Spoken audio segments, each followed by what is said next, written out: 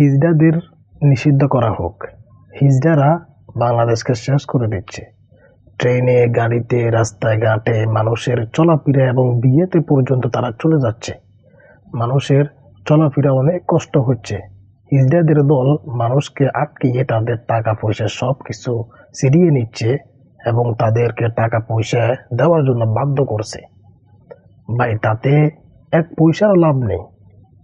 আমরা যারা আছি, আমাদের থেকে যদি হিজড়ারা জোর করে টাকা নেয়, আমাদের লাভটা কি ভাই? আমার কথা হলো, তারা যদি ব্যবসা বাণিজ্য না করতে পারে, চাকরি না করতে পারে, তাহলে মানুষ তাদেরকে খুশি মানে যা দিবে তারা তা দিয়ে ভালোভাবে চলতে পারবে। তাহলে সেখানে তারা জোর করে কেন টাকা নেবে?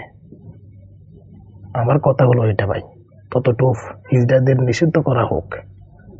মানুষ অনেকে খুশি মানে এমনিতেই দিবে এবং তারা জোর করে যেভাবে মানুষদের থেকে টাকা নেয়, আমার মনে হয় না বাংলাদেশের সরকার বলেন, ডাক্তার বলেন, তারাও এত টাকা ইনকাম করতে পারে না ভাই।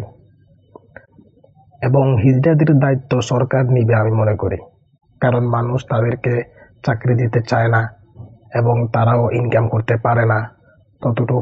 তারা কিন্তু এমনি কিছু করলে করতে পারে, সেটাও তারা করে না। এবং সরকার তাদেরকে কিছু দেওয়া উচিত।